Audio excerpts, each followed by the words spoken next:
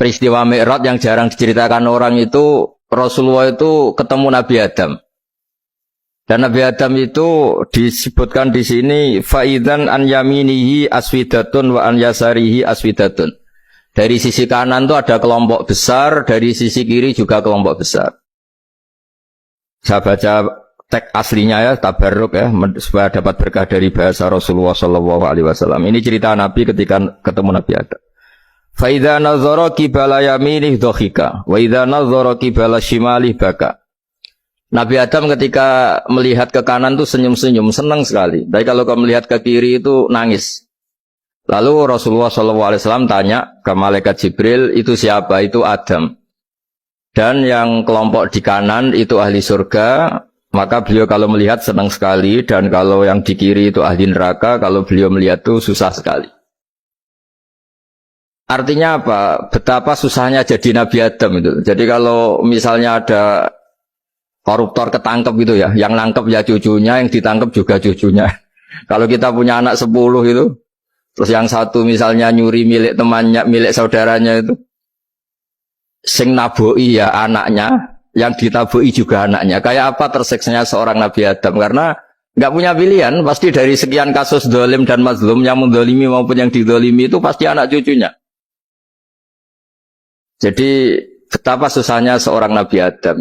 Jadi termasuk kearifan kita sebagai manusia itu belajar dari takdir yang kita hadapi, yaitu keterbatasan kita sebagai manusia.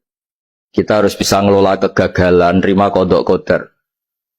Makanya kata Mbah Mun, abahnya Gus Hasin itu sering cerita ke saya, iman itu paling dhuwur itu iman kodok qadar, khairihi wa syarrihi minallah. Kita harus punya kesiapan iman khairihi wa syarrihi minallah.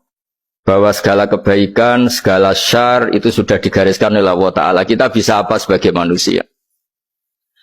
Jadi pertama Nabi Muhammad ketemu di as-sama idunya, langit paling dekat, itu ketemu Nabi Adam dengan kondisi seperti tadi. Kalau melihat ke kanan itu senyum, karena itu anak-anak beliau, turunan beliau yang ahli surga. Kalau melihat ke kiri itu nangis, karena itu cucu beliau yang ditakdir tidak jadi orang baik.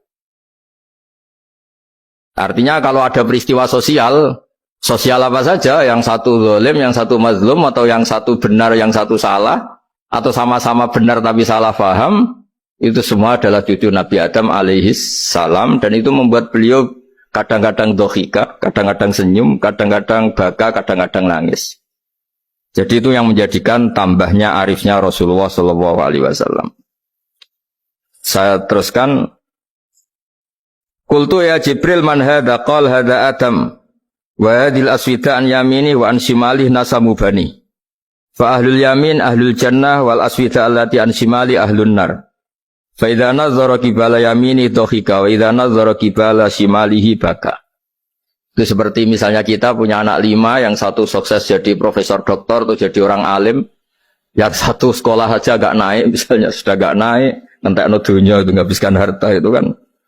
Tapi barokahnya itu mungkin kita mau jadi sombong tidak jadi itu karena punya anak yang nggak sukses. Mungkin barokahnya punya anak nggak sukses itu meredam keangkuhan kita, terus kita menjadi orang yang sopan dengan tetangga, dengan orang lain karena dipaksa punya hal-hal yang seperti itu. Jadi semua yang ditakdir Allah kalau kita ridho itu pasti baik.